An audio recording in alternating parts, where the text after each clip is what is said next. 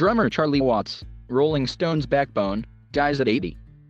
Charlie Watts, the self-effacing and unshakable Rolling Stones drummer who helped anchor one of rock's greatest rhythm sections and used his day job to support his enduring love of jazz, has died, according to his publicist. He was 80. Bernard Doherty said Tuesday that Watts passed away peacefully in a London hospital earlier today surrounded by his family. Charlie was a cherished husband, father, and grandfather and also as a member of the Rolling Stones one of the greatest drummers of his generation, Doherty said. Watts had announced he would not tour with the Stones in 2021 because of an undefined health issue. The quiet, elegantly dressed Watts was often ranked with Keith Moon, Ginger Baker, and a handful of others as a premier rock drummer, respected worldwide for his muscular, swinging style as the Stones rose from their scruffy beginnings to international superstardom. He joined the band early in 1963 and remained for nearly 60 years, ranked just behind Mick Jagger and Keith Richards as the group's longest-lasting and most essential member. Watts stayed on, and largely held himself apart, through the drug abuse, creative clashes and ego wars that helped kill founding member Brian Jones, drove bassist Bill Wyman and Jones' replacement Mick Taylor to quit and otherwise made being in the Stones a most exhausting job. A classic Stones song like Brown Sugar and Start Me Up often began with a hard guitar riff from Richards, with Watts following closely behind, and Wyman, as the bassist liked to say, fattening the sound.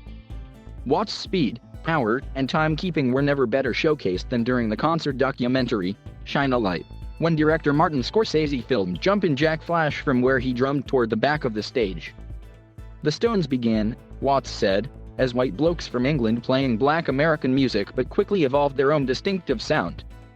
Watts was a jazz drummer in his early years and never lost his affinity for the music he first loved, heading his own jazz band and taking on numerous other side projects. He had his eccentricities. Watts liked to collect cars even though he didn't drive and would simply sit in them in his garage. But he was a steadying influence on stage and off as the Stones defied all expectations by rocking well into their 70s, decades longer than their old rivals the Beatles. Watts didn't care for flashy solos or attention of any kind, but with Wyman and Richards forged some of rock's deepest grooves on Honky Tonk Women, Brown Sugar and other songs. The drummer adapted well to everything from the disco of Miss You to the jazzy Can't You Hear Me Knocking and the dreamy ballad Moonlight Mile. Jagger and Richards at times seemed to agree on little else besides their admiration of Watts, both as a man and a musician. Richards called Watts the key and often joked that their affinity was so strong that on stage he'd sometimes try to rattle Watts by suddenly changing the beat, only to have Watts change it right back. He also had an impact on the Rolling Stones that extended beyond drumming. He worked with Jagger on the ever more spectacular stage designs for the group's tours. He also provided illustrations for the back cover of the acclaimed 1967 album Between the Buttons and inadvertently gave the record its title. When he asked Stones manager Andrew Oldham what the album would be called, Oldham responded Between the Buttons, meaning undecided. Watts thought that Between the Buttons was the actual name and included it in his artwork. To the world, he was a rock star. But Watts often said that the actual experience was draining and unpleasant, and even frightening. Girls chasing you down the street, screaming, horrible. I hated it, he told the Guardian newspaper in an interview. In another interview, he described the drumming life as a cross between being an athlete and a total nervous wreck. Watts found refuge from the rock life, marrying Shirley Ann Shepherd in 1964 and having a daughter, Serafina, soon after. While other famous rock marriages crumbled, theirs held. Jagger and Richards could only envy their bandmates' indifference to stardom and relative contentment in his private life, which included happily tending horses on a rural estate in Devon, England. Author Philip Norman, who has written extensively about the Rolling Stones, said Watts lived in constant hope of being allowed to catch the next plane home.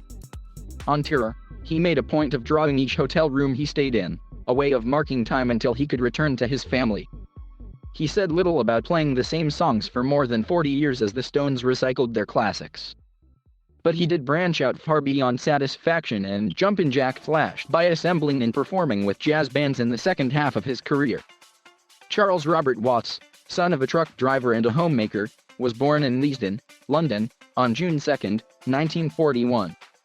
From childhood, he was passionate about music, jazz in particular. He fell in love with the drums after hearing Chico Hamilton, and taught himself to play by listening to records by Johnny Dodds, Charlie Parker, Duke Ellington, and other jazz giants. He worked for a London advertising firm after he attended London's Harrow Art College and played drums in his spare time. London was home to a blues and jazz revival in the early 1960s, with Jagger, Richards, and Eric Clapton among the future superstars getting their start. Watts' career took off after he played with Alexis Korner's Blues Incorporated, for whom Jagger also performed, and was encouraged by Korner to join the Stones.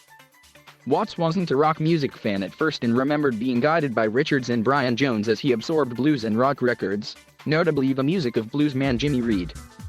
He said the band could trace its roots to a brief period when he had lost his job and shared an apartment with Jagger and Richards because he could live there rent-free. Keith Richards taught me rock and roll, Watts said. We'd have nothing to do all day and we'd play these records over and over again. I learned to love Muddy Waters. Keith turned me on to how good Elvis Presley was, and I'd always hated Elvis up till then. Watts was the final man to join the Stones. The band had searched for months to find a permanent drummer and feared Watts was too accomplished for them. Richards recalled the band wanting him so badly to join that members cut down on expenses so they could afford to pay Watts a proper salary. Watts said he believed at first the band would be lucky to last a year. Every band I'd ever been in had lasted a week, he said. I always thought the Stones would last a week, then a fortnight, and then suddenly, it's 30 years. For much of his career, Watts resisted the excesses of his bandmates, but he fell into heroin addiction in the mid-1980s. He would credit his stable relationship with his wife for getting him off drugs. I was warring with myself at that time, he told Rolling Stone magazine.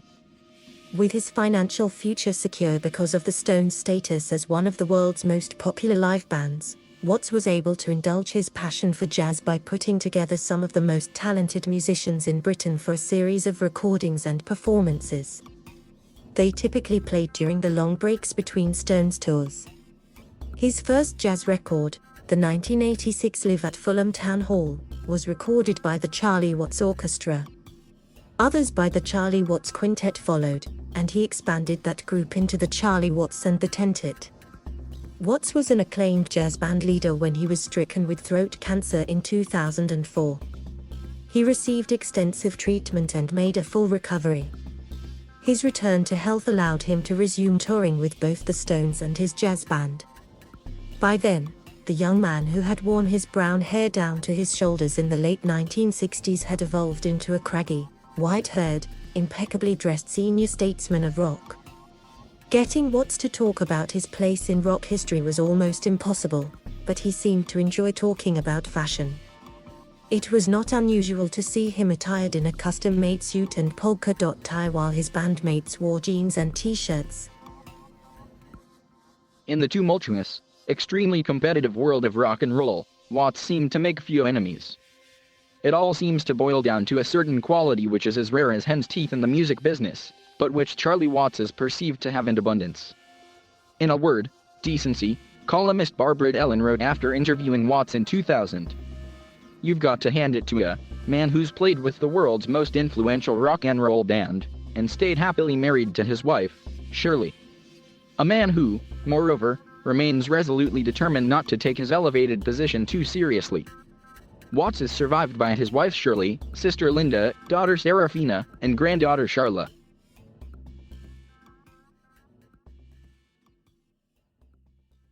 Thank you for watching. Please subscribe,